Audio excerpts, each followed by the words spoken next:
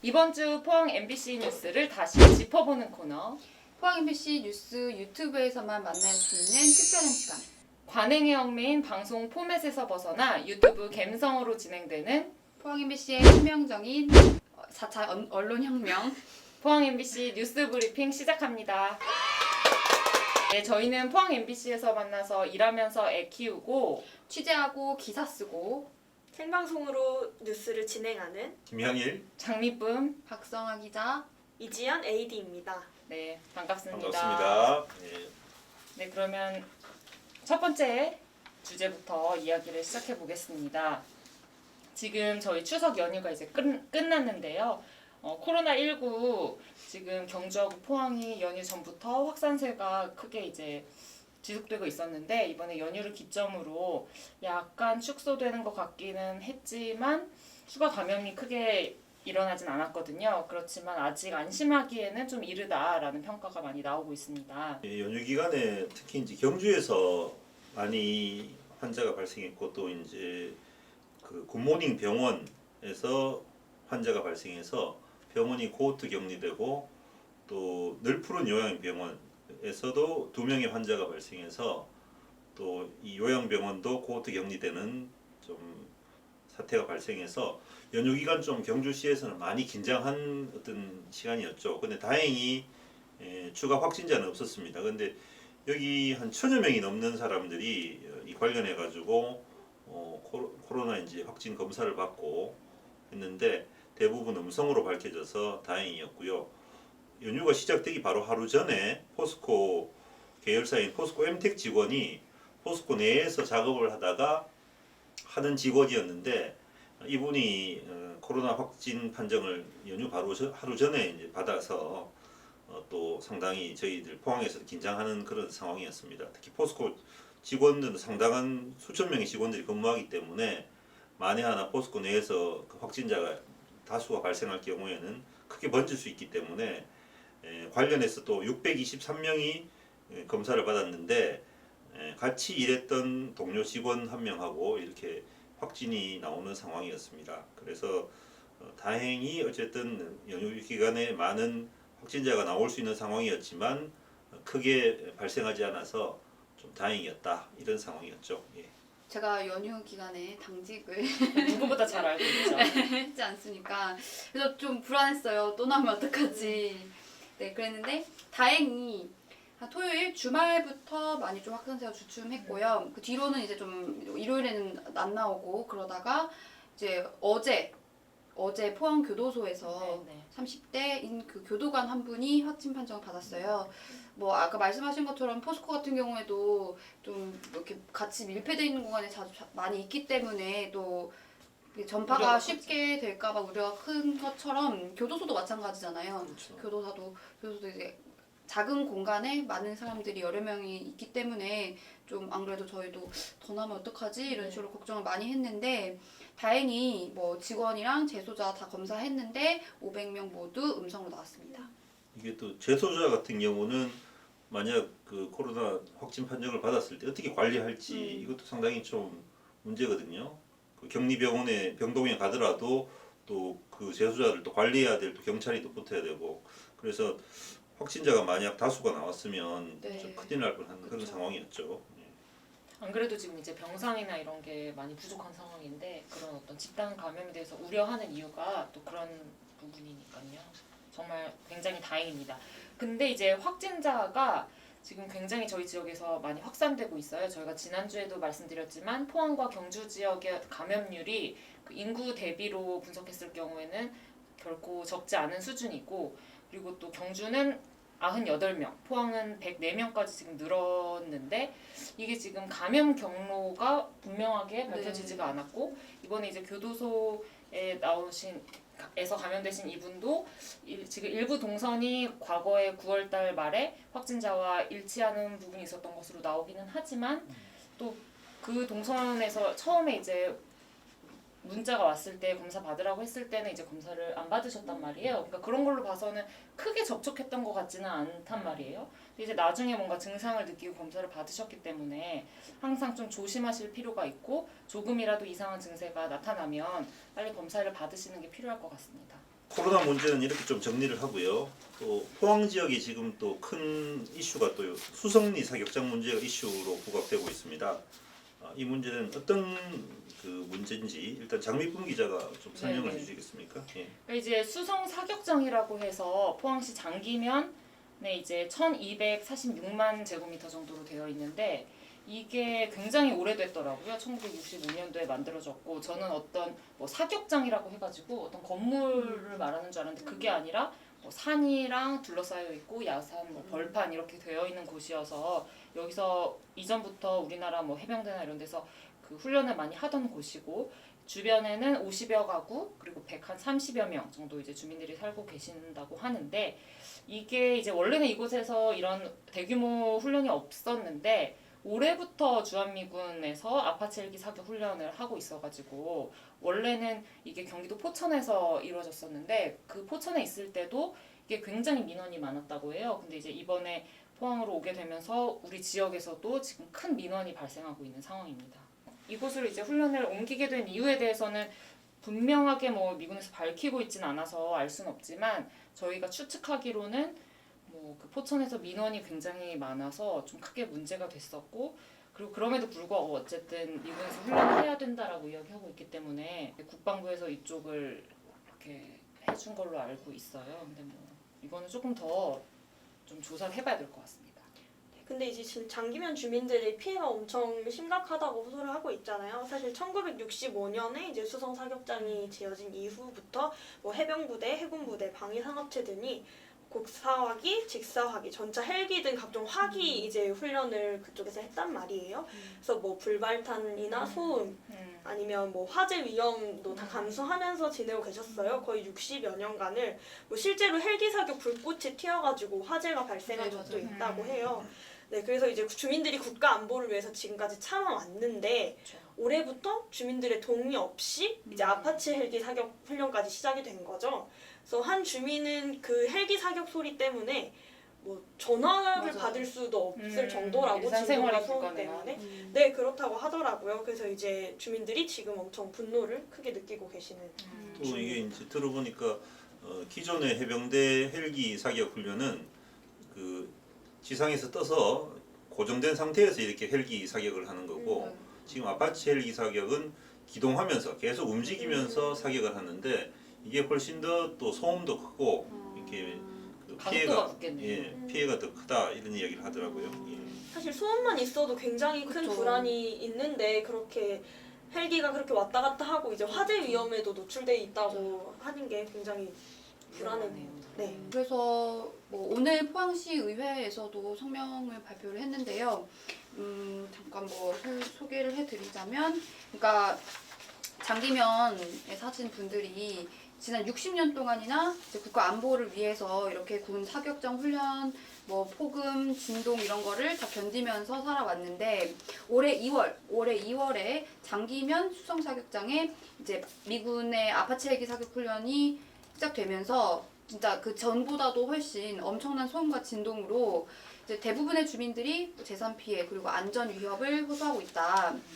그래서 이제 아파치 사격 훈련을 포함한 수석 사격장이 계속 유지된다면 뭐 앞으로 뭐 이제 장기면에서 추진하려고 했던 많은 사업들도 뭐 악영향을 미칠 거다. 그러니까 국방부가 추진하는 주한미군 아파치 헬기와 탱크 기동 사격 훈련 등 이제 모든 사격 훈련을 즉시 중단해야 된다.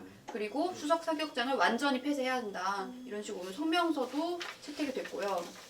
그러니까 완전 이제 좀 강경한 거죠. 폐쇄를 하라. 이런 식으로까지 좀 나왔고 또 제가 그저께 이제 그 비상대책위원 분들이랑 통화를 해봤는데 그때 당시에 이제 그 설훈 민주당 이제 그 국방위 소속의 의원이신데 국회의원이신데 그분 이제 설훈 의원이랑 만나가지고 이제 뭐 얘기도 나눠보시고 뭐 의견도 나누시고 그리고 어제는 이제 국방부 직원들을 만나서 뭐 이런 의견도 나누고 같이 얘기 말씀을 하셨었대요. 그래서 아마 이제 주민분들께서도 굉장히 강경하게 앞으로 반대를 나서실 것 같은데 근데 이제 뭐 주한미군 쪽에서는 이제 계속 훈련을 하겠다는 입장인 거죠. 이걸 할 수밖에 없다, 해야 된다 이런 입장인데 뭐 앞으로 좀 어떻게 해결이 될지 제가 예전에 대구에 갔었었는데 그때 이제 대구에 공군기지가 있잖아요. 그때는 그걸 모르고 대구에 있었는데 이 소리가 엄청나게 크더라고요.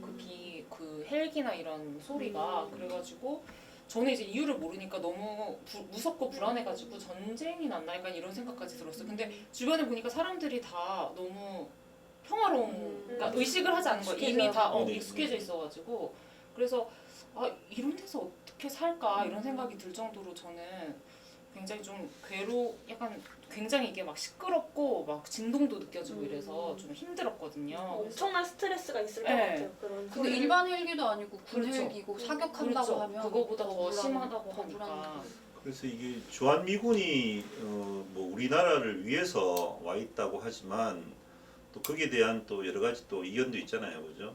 주한미군 뭐 주둔이 미국의 이해관계에 따라 가지고 또 의해 가지고 우리나라에 주둔하는 또 이유도 있거든요, 분명히. 그래서 이런 부분들이 우리나라 국민들의 어떤 뭐 주권이나 아니면 여기에 사는 생존권을 위협해 가면서 과연 이런 것들이 보장돼야 되는가? 국방부는 과연 우리 국민들을 위해서 뭘 하고 있는가? 의문을 던지지 않을 수 없거든요. 그리고 또 경기도 포천에서는 문제가 있어가지고 그러면 안 하는 걸 왜 그러면 여기 포항 수송리 사격장에서는 가능한가? 주민분들 그것 때문에 그렇죠. 더 그러신 것 그것도 더 같아요. 화가 날 수밖에 없는 거죠.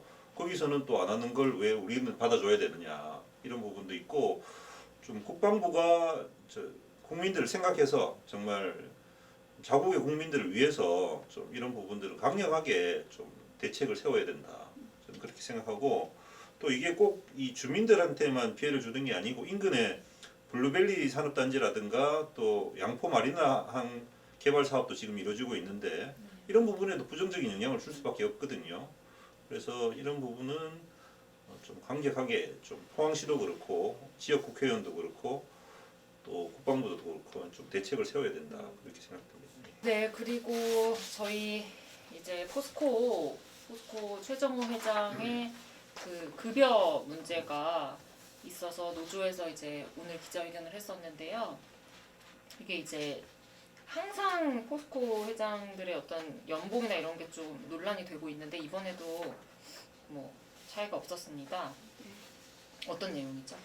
네, 일단 배경부터 설명을 하자면 일단 올해 뭐 누구나 다 아시다시피 코로나19 때문에 힘든 상황이잖아요. 특히 철강 경기도 많이 악화돼서 포스코 같은 경우에는 사상 첫 적자를 기록했어요. 그런 상황에서 이제 비상 경영을 선포를 했고요, 포스코가. 이제 그런 상황에서 그렇기 때문에 이제 노동자들은 뭐 연차를 소진하도록 하고 뭐 이런 걸 연차 보상도 안 되고. 뭐 그런 지금 상황이다라고 이전부터 계속 뭐 기자회견도 하고 집회도 하시고 그러셨거든요. 근데 그런 상황에서 이제 그 최정우 회장 그리고 임원진들의 상반기 그러니까 연봉 보수. 네, 상반기 보수가 이제 나온 건데 포스코 먼저 최정우 회장이 12억 1,500만 원입니다. 12억 1,500만 상반기에만 12억 1,500만 원이고요. 이게 이제 급여가 4억 5,100만 원, 기본 급여가 4억 5,100만 원이고 성과 연봉 이런 게 포함된 상여가 7억 6,400만 원입니다. 근데 이게 작년에 같은 기간, 그러니까 2019년 상반기에는 8억 1,500만 원이었거든요. 그러니까 같은 기간을 대비했을 때 1년 동안에 49%가 오른 거죠. 거의 50% 오른 건데요. 이게 또 최정우 회장뿐만 아니라 그 장인화 사장이 6억 1,500만 원에서 10억 300만 원으로 63% 올랐고요. 네. 정중선 부사장이 5억 1,300만 원에서 7억 4,500만 원으로 45% 올랐습니다. 그러니까 많이 기본적으로 거의 뭐 40몇 %, 50% 이렇게 오른 거죠. 네. 포스코가 적자인데 임원진들은 이제 네, 급여를 그쵸. 더 받게 급여를 된 더 상황이네요. 받게 된 거죠. 그렇기 때문에 뭐 노조 입장에서는 당연히 이런 입장이 나올 수밖에 없겠죠. 오늘 구호가 이제 노동자는 쪽박, 경영진은 대박 그래서 이런 거였는데요. 노조에서도 뭐 이렇게 자기들 말하는 게 같은 기간 직원들의 연봉은 지난해 2% 상승했다. 근데 이렇게 사장이나 회장은 엄청나게 많이 지금 받고 있고 또 올해 같은 경우는 임금을 동결했거든요. 그렇죠. 그래서 임금도 동결하고 고통 분담을 하고 있는데 과연 도덕적으로 이게 타당한가 이 경영진들이 네.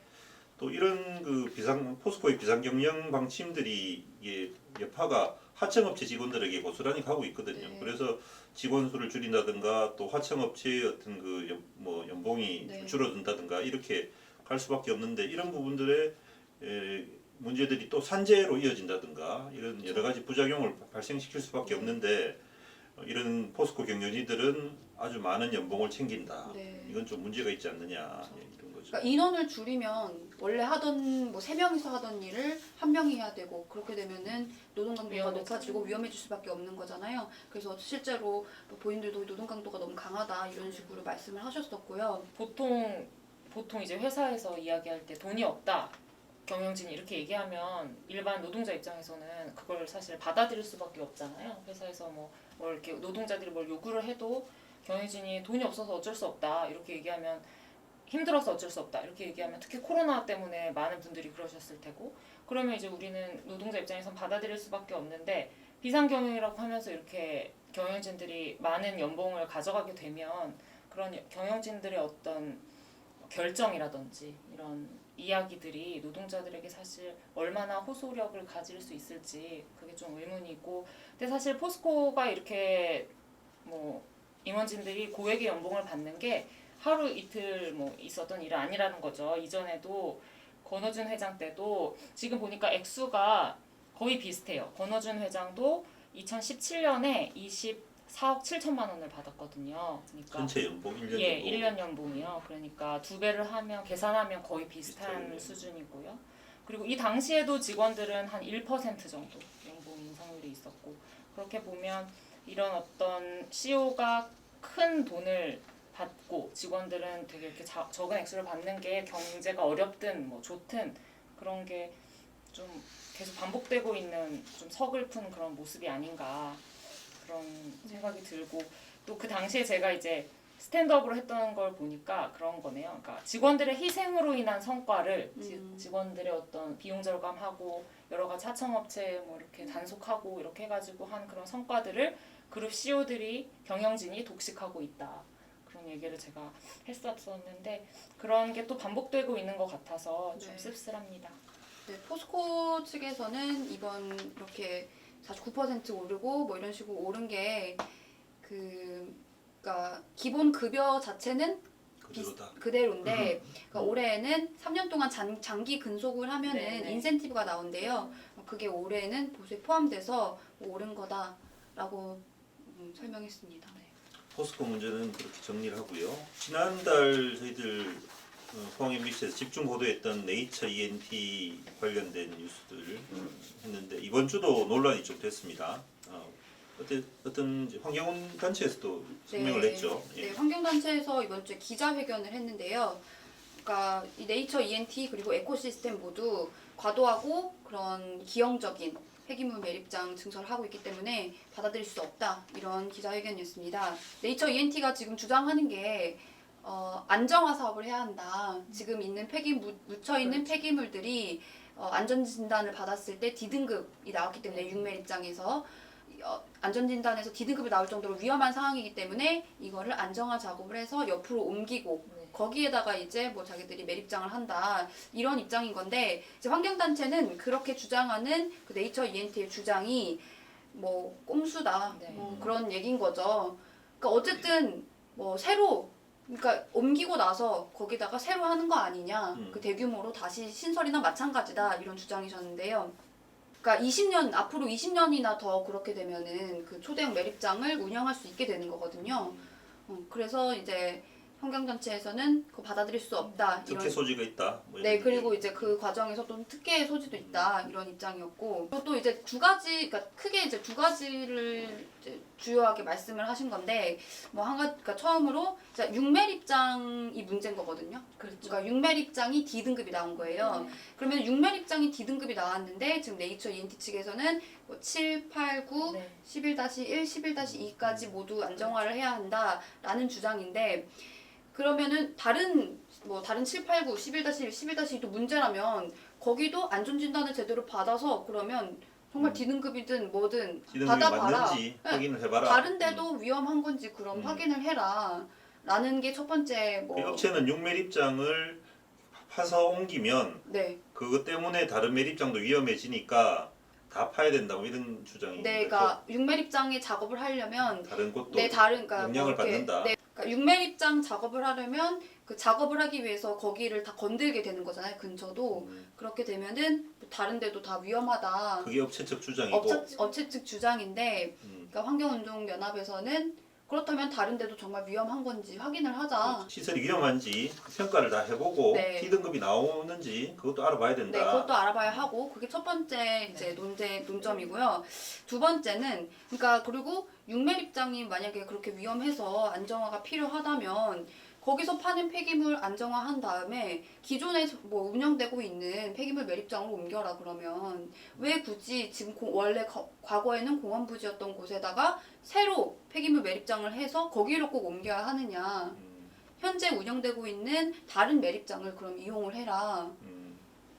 꼭 그렇게 그렇죠. 초대형 신설을 하지 말고 네, 네. 기존에 있는 걸 운영해라. 어디 다른 데 있는 데다 갖다 해라. 네네네. 이런 거죠. 그런 말. 만약에 뭐 신설을 할 수 없는 여건의 다른 일반적인 폐기물 매립장들이었다면 안전진단이 그렇게 안 좋게 나왔을 때 아마 그런 방식을 취했을 것 같아요. 근데 이제 이 업체가 신설을 주장하고 있기 때문에 그렇게 얘기하고 있는 거죠.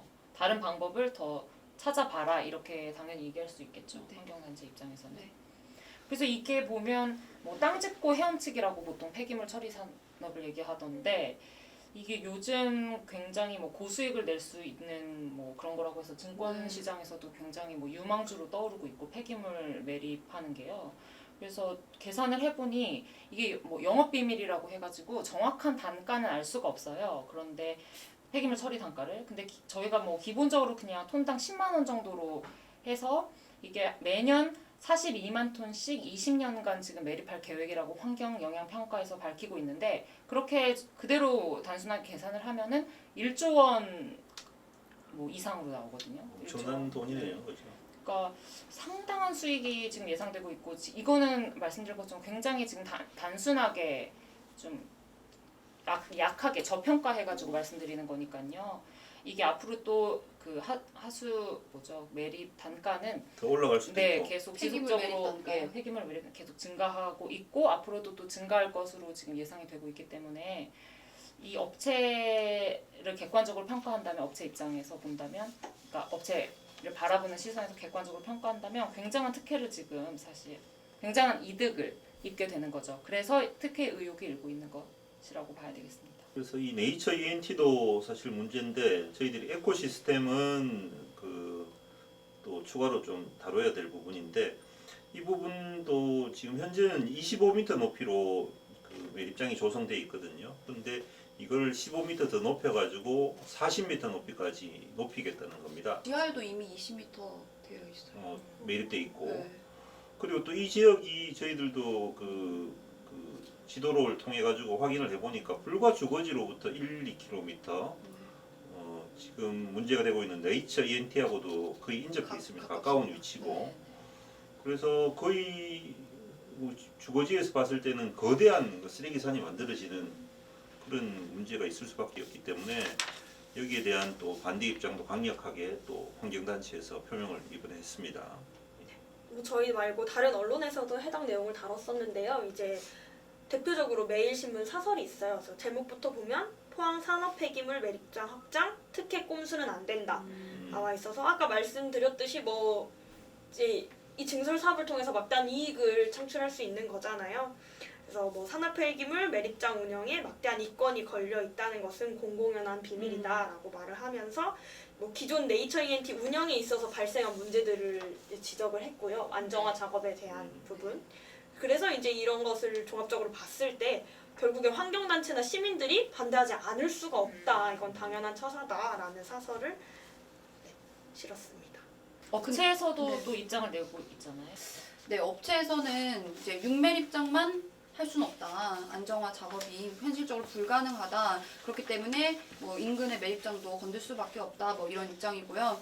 그리고 저랑 이제 그 대표 이사님이랑 뭐 통화를 했을 때, 그러니까 앞으로 그러니까 항구적으로 환경 오염을 낮추기 위해서는 재정비가 전체적으로 필요하다. 뭐 이런 입장을 밝히셨습니다. 그리고 당연히 그 과정에서 특혜 소지는 전혀 없다고 말씀하셨어요.